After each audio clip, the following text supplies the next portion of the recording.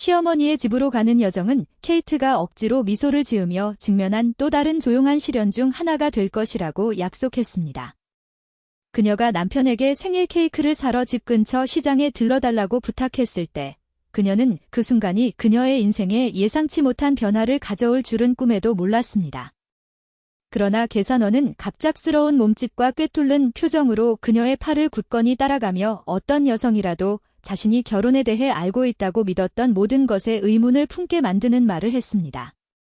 케이트는 마치 안의 공기가 숨을 쉴 수 없게 된 것처럼 심장이 쿵쾅쿵쾅 뛰면서 뒷문으로 걸어나갔습니다. 15분 후에도 여전히 놀란 그녀는 방금 들은 내용을 이해하려고 노력했습니다. 한편 창밖의 풍경은 회색 톤으로 행진했다. 단조로운 건물들, 아직 수줍은 나뭇잎이 흩어져 있는 자작나무 몇 그루, 마치 자연 그 자체가 자신을 완전히 드러내는 것을 주저하고 있는 듯했다. 앙드레의 어머니 집으로 가는 여행은 항상 그녀를 무겁게 짓눌렀는데 그것은 거리 때문이 아니라 방문할 때마다 그녀가 침묵의 심판을 받아야 한다는 느낌 때문이었습니다. 마치 그녀의 시어머니가 그토록 이상화했던 완벽한 아들이 자신에게 합당하다는 것을 다시 한번 증명해야 하는 것처럼 말입니다. 운전석에 선 앙드레는 행복한 멜로디를 휘파람으로 불었고 그의 손가락은 최근에는 무관심처럼 들리는 여유로운 표정으로 운전대를 두드렸다. 케이트는 그를 쳐다보았다. 그녀가 좋아했던 바로 그 옆모습이 이제 그의 눈가에 거의 눈에 띄지 않는 주름으로 표시되었다. 이전에는 눈에 띄지 않았거나 그녀가 무시하기로 선택한 세부 사항이었다. 그녀를 괴롭히는 것은 그들 사이에 자리 잡은 침묵뿐 아니라 나날이 커져가는 듯한 거리감이었다. 이전에는 여행이 웃음, 주말 계획, 공모로 가득 차 있었습니다.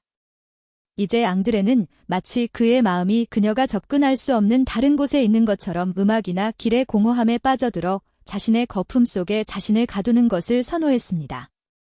그리고 함께 추가되면 불안한 그림을 형성하는 신호, 작은 몸짓이 있었습니다. 이전에는 항상 눈에 띄던 휴대폰이 이제는 샤워실로 가져가기도 했습니다.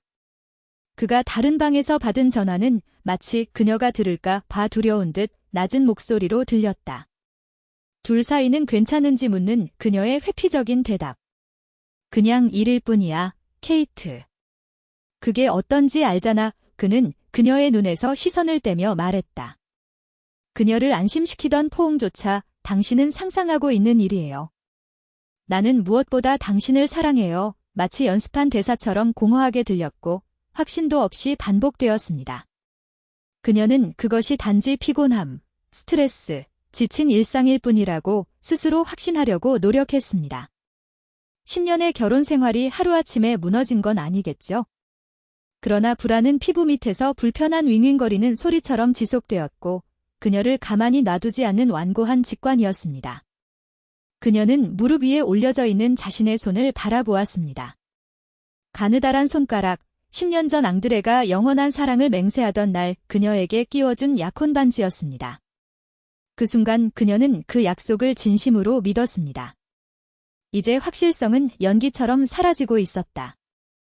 그때 앙드레이는 경고 없이 주요 경로를 거의 버려진 보조 도로로 껐습니다. 우리 어디로 가는 거야? 케이트는 목소리가 일정하게 나오도록 억지로 물었다. 케이크를 잊으셨나요? 그는 그녀를 쳐다보지도 않은 채 대답했다. 근처에 빵집이 있어요. 항상 신선한 것들이 있어요. 그녀는 눈살을 찌푸렸다. 다양성이 더 큰 도시에서 구매해보는 것은 어떨까요? 왜 그 의심스러운 우회로, 그 고립된 장소인가? 그러나 그는 질문을 삼켰다. 나는 그렇게 사소한 일로 논쟁을 시작하고 싶지 않았습니다. 적어도 나는 그렇게 생각했습니다. 그 빵집은 페인트가 벗겨지고 머커디노라고 알리는 빛바랜 간판이 있는 아주 소박한 식당이었습니다. 내부에는 멀리서 지저귀는 새소리만이 정막을 깨뜨렸다. 두꺼운 안경을 쓰고 엄숙한 표정을 짓고 있는 수행원은 평범함을 뛰어넘는 듯한 눈빛으로 케이트를 관찰했다. 가방이 필요해요. 그는 쳐다보지도 않고 물었다. 네, 제발요. 케이트는 목구멍에 불안감이 차오르며 대답했다. 그리고 슬램덩크처럼 모든 것을 바꿔놓을 질문이 떠올랐습니다. 당신이 앙드레의 아내인가요? 케이트는 얼었다. 수천 가지 생각이 그의 머릿속을 맴돌았다. 그녀는 앙드레를 어떻게 알았나요?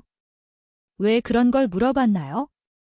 네, 그는 침착하게 말하려고 노력했음에도 불구하고 목소리가 떨렸다고 대답했습니다.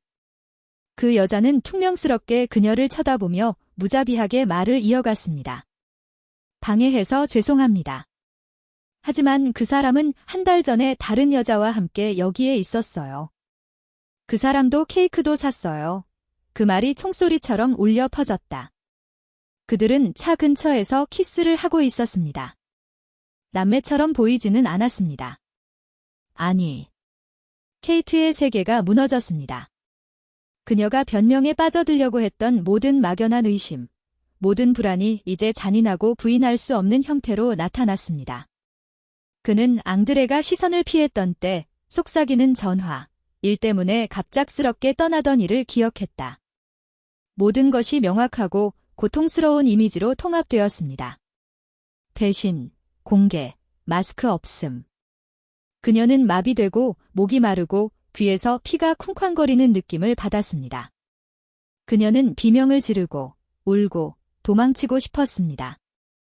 하지만 보이지 않는 힘이 그녀를 움직이지 못하게 놔두었습니다. 마치 어떤 움직임이라도 그녀를 산산조각 낼 수 있는 것처럼 말입니다. 하지 말아야 할 말을 했다면 죄송합니다 라고 승무원은 눈에 띄게 당황스러워하며 중얼거렸습니다. 인생은 놀라움으로 가득 차 있습니다. 때로는 좋을 때도 있고 나쁠 때도 있습니다. 어쩌면 전혀 그렇지 않을 수도 있습니다. 케이트는 억지로 미소를 지었다. 고마워요. 그녀는 속삭이며 케이크가 담긴 꾸러미를 받아들고 마치 발밑에 땅이 불안정해진 듯 비틀거리며 걸어갔습니다. 안드레는 아내를 파괴하고 있는 소란을 인식하지 못한 채 미소를 지으며 차에서 기다렸습니다. 시간이 좀 걸렸죠? 줄이 있었나요? 그는 그들 사이에 벌어진 심연을 눈치채지 못한 채 물었다. 약간요. 케이트는 진실의 무게가 그녀의 내면을 짓누르자 눈을 창문에 고정한 채 거짓말을 했습니다. 여행의 나머지 시간은 귀청이 터질 듯한 침묵이었다. 안드레는 파티에 대해, 어머니의 계획에 대해, 직장의 새로운 프로젝트에 대해 신나게 이야기했습니다. 그 말은 마치 물의 장막을 통과하는 것처럼 왜곡되고 무의미하게 케이트에게 다가왔습니다. 옆에 앉은 저 사람이 어떻게 그런 거짓말을 할 수 있겠습니까? 어떻게 그가 다른 여자에게 키스하고 그녀와의 순간을 계획하고 아무 일도 없었던 것처럼 여전히 케이트의 눈을 바라볼 수 있었겠는가? 그들이 시어머니 집에 도착했을 때 케이트는 외모를 유지하기 위해 애썼다. 그녀는 미소를 지었고 식탁 차리는 것을 도왔고 연구된 자연스러움으로 대화에 참여했지만 속으로는 찢어진 느낌을 받았습니다. 마치 그가 행복한 아내, 완벽한 가족의 역할을 하는 것 같았지만 그의 마음은 무너졌습니다. 그녀의 시어머니는 언제나처럼 케이트가 충분치 않다는 듯 경멸하는 표정으로 그녀를 지켜보았다. 안드레이는 마치 모든 몸짓이 모든 것이 괜찮다는 것을 증명하기 위해 계산된 행동인 것처럼 편안하고 장난스럽고 다정해 보였습니다. 케이트는 그를 지켜보며 균열, 죄책감, 후회의 흔적을 찾았습니다. 그러나 그는 그날 오후의 계시가 존재하지도 않았던 것처럼 불안한 평온함을 가지고 행동했습니다. 마치 그가 그들의 신뢰와 사랑, 그들이 함께 쌓아온 모든 것을 배반하지 않았다는 듯이 해가 지기 시작했고 마치 자연이 평화의 외관을 유지하기 위해 공모하는 것처럼 하늘을 부드러운 색조로 물들였습니다.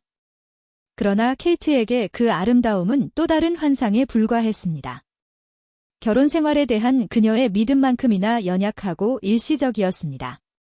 시어머니는 부엌에서 간단한 멜로디를 흥얼거리며 분주했고 안드레는 아무것도 모르는 듯 바비큐를 굽으며 아버지와 웃음을 나누고 있었다.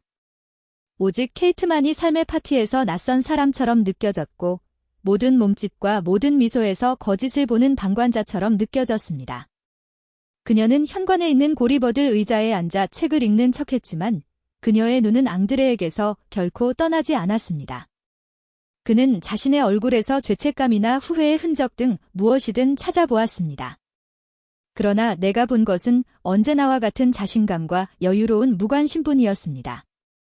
그는 너무나 고요하고 너무나 자연스러운 거짓말을 해서 그녀의 등줄기에 소름이 돋았습니다. 그녀가 수년 동안 완전히 낯선 사람 옆에 살았던 것이 아닐까? 밤은 끝없이 계속되었다. 케이트는 시어머니의 질문에 멍하니 공손하게 대답했고 그들이 말하는 것을 거의 듣지 않았습니다. 모든 말, 모든 움직임이 그녀를 배신하는 것 같았고 그녀의 내면을 삼키고 있는 혼란을 배신하는 것처럼 보였습니다. 그녀는 안드레가 자신의 긴장감을 눈치채고 자신이 이미 알고 있는 것을 그가 짐작할까봐 두려웠습니다. 그러나 그는 자신의 일에 열중하여 그녀에게 거의 눈길을 주지 않았습니다. 저녁 식사 후 모두가 방으로 흩어졌습니다. 케이트는 앙드레 옆에 누워 잠을 자는 척하면서 몸의 열기와 리드미컬한 호흡을 느꼈습니다. 그러나 그들 사이에는 돌이킬 수 없는 깊고 깊은 심연이 열렸습니다. 그의 머릿속에는 한 가지 생각이 떠올랐다. 이제 끝났다. 안드레이가 마침내 잠이 들었을 때 케이트는 조심스럽게 침대에서 일어났습니다. 그녀의 심장은 새장에 갇힌 새처럼 뛰었습니다. 그녀는 마치 도둑, 자신의 삶에 침입한 침입자처럼 느껴졌지만 다른 탈출구가 없다는 것을 알고 있었습니다.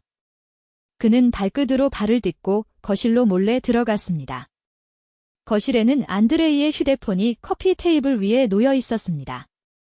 그것을 짚는 그의 손이 떨렸다. 나는 한계를 위반하고 있다는 것을 알고 있었지만 진실에 대한 필요성은 어떤 불만보다 강했습니다. 기기는 잠겨 있었지만 그녀는 비밀번호인 결혼식 날짜를 알고 있었습니다. 안드레이는 독창적인 적이 없었습니다. 그는 메시지를 열고 스크롤하기 시작했습니다. 처음에는 특별한 일이 없었습니다. 일 문제, 친구의 메시지, 시어머니의 생일 축하입니다. 그때까지 아무 의미도 없었지만 이제는 그의 핏줄 속에서 얼음처럼 타오르는 이름, 바로 스베틀라나라는 이름이 그에게 떠올랐습니다. 그는 대화를 클릭하고 읽기 시작했습니다. 말 한마디 한마디가 칼이었다. 안드레는 스베틀라나에게 이전에 한 번도 말한 적이 없는 다정한 편지를 썼고 사랑을 고백했으며 케이트가 설 자리가 없는 미래에 대한 계획을 설명했습니다. 그는 그녀가 지겹고 그녀가 예측 가능하고 지루해졌다고 말했습니다. 그는 함께 여행하는 것, 새로운 삶, 그녀가 없는 삶을 꿈꿨습니다. 케이트는 믿을 수 없다는 표정으로 책을 읽었다. 그녀는 자신을 사랑하겠다고 맹세하고 맹목적으로 믿었던 남자가 그런 악행을 저지를 수 있다는 사실을 받아들일 수 없었다. 그는 그녀의 눈 속에 거짓말을 하고 헌신적인 남편인 척하며 그녀의 뒤에서 또 다른 관계를 형성했다. 그리고 사진도 있었어요. 친밀한 사진. 안드레와 스베틀라나가 키스하고 포옹하며 빛을 발하고 있습니다. 모든 이미지는 장의 펀치를 날렸습니다. 분노와 혐오감이 그의 목구멍에서 솟아올랐다. 나는 비명을 지르고 싶었고 내 주변의 모든 것을 부수고 세상을 잿더미로 만들고 싶었습니다. 그러나 그는 참았습니다. 그는 눈을 감고 심호흡을 했다. 지금은 감정을 느낄 때가 아니다. 나는 명확성이 필요했습니다. 계획이 필요했어요. 다시 열었을 때 그는 대화에서 바다로의 여행지라는 또 다른 폴더를 발견했습니다. 클릭했습니다. 항공권, 호텔 예약, 수화물 목록. 안드레이는 다음 주에 스베트라너와 함께 탈락할 계획이었습니다. 케이트는 딸깍하는 소리와 함께 휴대폰을 닫고 교체한 후 침실로 돌아왔습니다. 안드레는 허리케인이 옆에 있는 여자의 영혼을 파괴하고 있다는 사실도 전혀 눈치채지 못한 채 잠을 자고 있었습니다. 그는 다시 누웠지만 잠이 오지 않았습니다. 그의 마음의 톱니바퀴는 쉬지 않고 돌아가며 전략을 짜고 전투를 준비했습니다. 아침은 믿을 수 없을 정도로 고요하게 다가왔습니다. 커튼을 통해 수줍게 들어오는 햇빛이 방을 따뜻하고 부드러운 빛으로 비쳤습니다. 케이트는 이미 몇 시간 동안 깨어 있었고 안드레는 아무것도 의심하지 않고 여전히 깊고 침착하게 숨을 쉬고 있었습니다. 그녀는 어젯밤의 기억이 그녀의 마음속에서 산처럼 타오르는 동안 꼼짝도 하지 않고 눈을 천장에 고정했습니다. 그 발견은 그의 삶을 전으로 두 갈래로 찢었습니다. 고통, 분노, 배신, 이 모든 것이 그녀의 내면에서 끓어오르고 있었지만 그녀의 얼굴은 강제적이고 거의 부자연스러운 평온함의 가면이었습니다. 그 사진을 본 순간 결정은 성숙해졌습니다. 더 이상 의심, 변명, 희망의 여지가 없었습니다. 돌아올 수 없는 지점을 지났습니다. 이제 남은 것은 행동하는 것뿐이었다. 그녀는 그를 깨우지 않도록 조심하면서 조용히 일어났다. 그는 화장실로 가서 밤의 흔적을 지울 수 있다는 듯 찬물로 세수를 했다. 거울 속에는 낯선 사람이 그녀를 쳐다보고 있었습니다. 그녀는 이전에 알지 못했던 결단력을 가지고 확고하고 거의 금속 같은 눈빛을 가진 여성이었습니다. 자신의 마음 깊은 곳 어딘가에는 앙드레를 사랑했고 그를 믿었고 함께 미래를 꿈꾸던 케이트가 여전히 남아 있었습니다. 하지만 그 케이트는 더 이상 존재하지 않았습니다. 자신을 보호하고 그녀를 위협하는 모든 것을 파괴해야 하는 사람은 단 한 명뿐이었습니다. 방으로 돌아와서 그는 필요한 옷, 서류, 약간의 돈 등 필요한 물건을 신속하게 챙겼습니다. 더 이상은 없습니다. 나머지는 나중에 가져갈 수 있습니다. 중요한 것은 나가는 것이었다. 지금. 안드레는 아무런 후회도 없이 침대에 누워 계속 누워 있었습니다. 그의 얼굴은 편안했습니다. 케이트는 마지막으로 그를 바라보았다. 거기에는 죄책감의 그림자도 없었고 뭔가 잘못되었다는 징후도 없었습니다. 그는 그녀의 내면에서 불타오르는 지옥과는 너무 멀리 떨어져 있는 똑같은 자신감 넘치는 남자였습니다. 그는 소리도 내지 않고 방을 나갔다. 부엌에서 그는 확고한 손글씨로 다음과 같은 짧은 메모를 썼습니다. 며칠 동안 떠나야 했어요. 곧 돌아올게요. 그는 그것을 눈에 보이는 곳에 두었고 잠에서 깨어났을 때 찾을 수 있었습니다. 그는 집문을 닫으며 신선한 아침 공기를 깊게 들이마셨다. 그 앞에 새로운 날이 펼쳐지고 있었다. 새로운 삶은 무섭고 알려지지 않았지만 그때까지 그녀가 감히 상상조차 하지 못했던 가능성으로 가득 차 있었습니다. 도시로 가는 길의 모든 구비는 그의 재창조를 향한 발걸음이었습니다. 나는 법적 싸움, 고통스러운 결정, 무너진 모든 것을 재건하는 것 등 내 앞에 많은 것이 놓여 있다는 것을 알고 있었습니다. 그러나 그녀는 오랜만에 처음으로 자신을 통제할 수 있다는 느낌을 받았습니다. 더 이상 관심의 부스러기에 만족하는 그가 기대했던 여성이 아닙니다. 이제 그녀는 전략가였습니다. 그의 첫 번째 목적지는 변호사 사무실이었습니다. 그녀는 그녀를 놀라게 할 만큼 침착하게 상황을 설명하면서 그들에게 이혼 서류를 준비하라고 요청했다. 남자는 감탄과 놀라움이 뒤섞인 눈으로 그녀를 바라보았다. 그는 이미 세워둔 계획과 꼿꼿한 자세, 확고한 목소리를 지닌 그 여자가 아니라 눈물을 흘리며 손님을 기다리고 있었다. 그런 다음 그는 은행에 갔다. 그는 저축한 금액을 모두 새 계좌로 이체하고 안드레이가 카드에 접근하는 것을 차단했습니다. 모든 움직임은 정확하고 계산되었습니다. 망설일 시간이 없었습니다. 이틀 만에 모든 것이 해결되었습니다. 문서에 서명하고 자산을 보호하고 계정을 보호합니다. 케이트는 처음으로 자율성의 씁쓸하고 달콤한 맛을 느꼈다. 그날 오후 그는 시내 중심가에 있는 작지만 아늑한 아파트를 빌렸습니다. 그곳은 그에게 과거를 생각나게 하는 어떤 것도 없는 곳이었습니다. 그는 몇 가지 물건을 챙기면서 차가운 미소를 지었습니다. 안드레는 아직 몰랐지만 전쟁은 이미 시작되었습니다. 그리고 그녀는 그것을 잃을 생각이 없었습니다. 안드레이는 항상 시골집의 조용한 것을 싫어했습니다. 피난처임에도 불구하고 그곳은 내가 익숙했던 도시의 편안함을 결코 대체하지 못했습니다. 외로움이 그를 질식시켰고 설명할 수 없는 공허감이 그림자처럼 그를 따라다녔다. 케이트는 평소보다 시간이 더 걸렸습니다. 일반적으로 그녀는 전화하고 문자하고 하루의 모든 세부 사항을 공유했습니다. 하지만 이번에는 그냥 침묵하세요. 날카로운 딸깍 소리와 함께 열쇠가 자물쇠에 꽂혔습니다. 문이 열리자 아파트는 무덤 같은 고요함으로 그를 맞이했습니다. 너무 조용해요. 너무 비어 있습니다. 그녀가 늘 준비하던 커피 냄새는 어디로 간 걸까? 복도에서의 포옹, 황급한 키스, 방에 울려 퍼지던 웃음소리는 어디로 갔는가? 아무것도 아님. 케이트, 나 집에 왔어요. 그의 목소리는 공허에 삼켜져 벽을 통해 울려 퍼졌습니다. 응답이 없습니다. 그는 나무 바닥에 발소리를 울리며 앞으로 걸어갔다.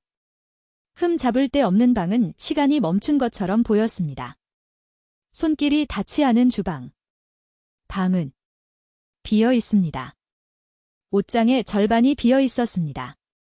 한때 향수병과 화장품으로 가득 차 있던 서랍장에는 이제 먼지만 보일 뿐이었다. 그가 눈치채지 못한 척하면서도 남몰래 감탄했던 그녀의 사진은 사라졌다. 마치 그녀가 그곳에 존재한 적이 없었던 것처럼. 그때 그는 그것을 보았다.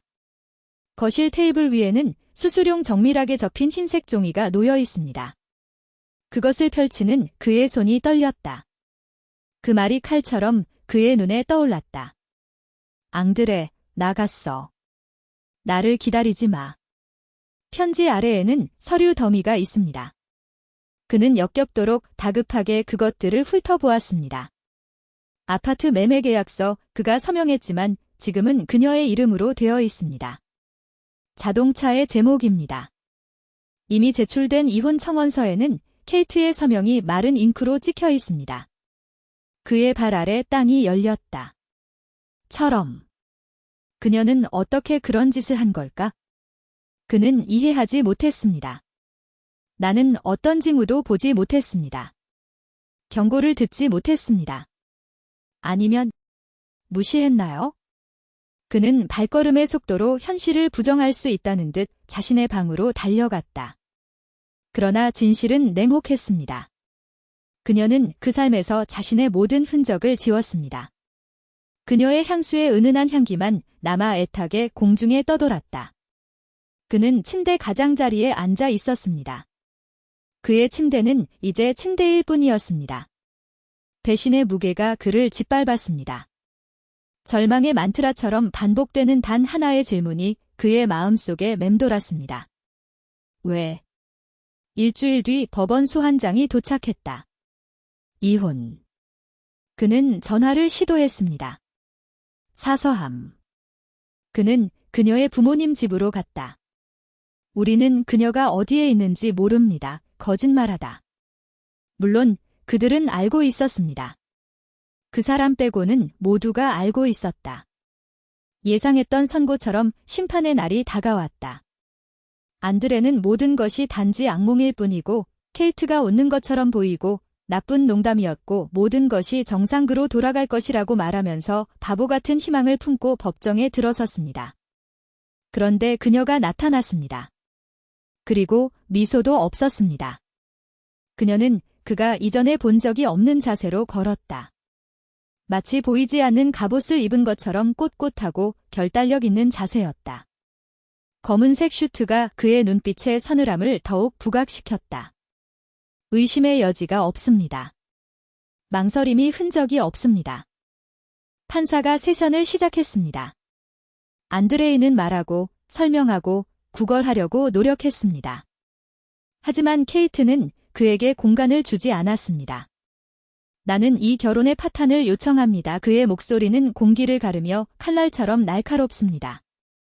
화해의 가능성은 배제됩니다. 판사의 질문에 군사적 정확성으로 답변되었습니다. 마침내 그가 앙드레에게 돌아섰을 때 그 질문은 편결처럼 공중에 떠 있었습니다. 이혼에 동의하시나요? 그는 그녀를 바라보았다. 그 눈 한때 사랑으로 빛났던 그 눈은 이제 증오보다 더 아픈 무관심으로 그를 바라보고 있습니다. 그는 심호흡을 했다. 나는 어떤 저항도 소용없다는 것을 알고 있었습니다. 그녀는 이미 이겼습니다. 그렇습니다. 그는 중얼거렸다. 그 말은 패배의 한숨처럼 흘러나왔다. 판사의 의사봉이 떨어졌습니다. 한순간에 약속, 맹세, 함께 만들어가는 삶 등 모든 것이 잿더미로 무너졌습니다. 세션이 끝났을 때 안드레이는 필사적으로 설명과 이해가 부족한 상태로 다가갔습니다. 왜? 그의 목소리가 깨졌습니다. 내가 무슨 짓을 한 거지? 그녀는 그를 바라보았고 처음으로 그는 얼음 마스크 너머의 무언가, 즉 깊고 오래된 슬픔을 보았습니다. 당신은 나를 배신했습니다. 그는 침착하게 말했습니다. 그는 거짓말을 했어요. 그는 내가 이해하지 못하고 모른다고 생각했습니다. 그러나 나는 모든 것을 보았다. 나는 항상 그것을 보았다. 나는 단지 적절한 순간을 기다렸다.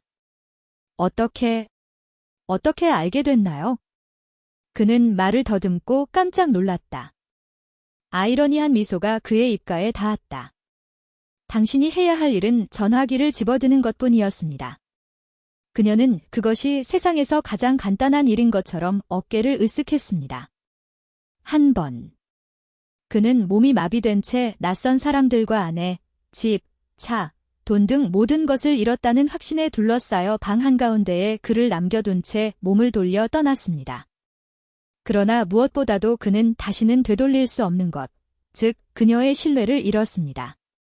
케이트는 포럼을 떠나 깊은 숨을 쉬었습니다. 차가운 공기가 그의 폐를 가득 채웠고 더 이상 그에게 속하지 않은 생명의 마지막 잔재를 빼앗아갔습니다. 그는 끝났다. 그가 수년 동안 짊어졌던 무게, 즉 거짓말, 굴욕, 자신의 이야기에서 그림자가 된 느낌이 증발했습니다. 당신 앞에는 가능성만이 있을 뿐입니다. 그녀가 규칙을 지시하는 삶, 나는 그것이 쉽지 않을 것이라는 것을 알고 있었다. 의심의 밤과 지친 날이 있을 것이라는 것입니다. 하지만 나는 준비가 되어 있었습니다. 그는 택시를 타고 주소를 알려주었습니다. 당신의 새집, 당신의 피난처. 당신의 새로운 시작. 여행하는 동안 그는 창문을 통해 도시가 지나가는 것을 보았습니다. 그 도시는 그가 사랑하고 고통받고 자신을 잃고 마침내 자신을 발견한 바로 그 도시였습니다. 미소 지었다. 오랜만에 처음으로 미래는 위협이 아닌 약속이었습니다. 그리고 그 약속은 당신의 것이었습니다. 아파트는 환영하는 고요함으로 그녀를 맞이했습니다. 비어 있습니다. 그렇습니다. 하지만 깨끗한 공허함입니다. 싸움의 메아리도 없고 배신의 흔적도 없습니다. 텅 빈 벽, 지평선으로 열린 창문, 그리고 처음으로 억압적이지 않은 침묵이 바로 자유였습니다. 그는 그 순간을 화석화하듯이 벽을 만지며 방에서 방으로 걸어갔다. 그림도 화려한 가구도 기념품 액자도 없었습니다. 그냥 공간. 당신의 공간. 그는 창문 앞에 멈춰 섰다. 바깥의 도시는 수천 명의 삶과 수천 개의 이야기로 빛나고 있었습니다. 그중 하나는 이제 전적으로 그녀의 것이었습니다. 눈을 감는 것은 자신과의 약속을 하는 것과 같았다. 당신이 해냈습니다. 중요한 것은 물건이 아니었습니다. 그것은 돈도 아니었고 복수도 아니었고 한 번 맹세한 사랑도 영원하지 않았다. 그것이 바로 그것이었습니다. 그녀는 가장 밑바닥에서 앙드레조차 훔칠 수 없는 힘을 발견했다는 흔들리지 않는 확신이었습니다. 그녀는 자신을 믿었습니다. 그리고 그것만으로 충분했습니다.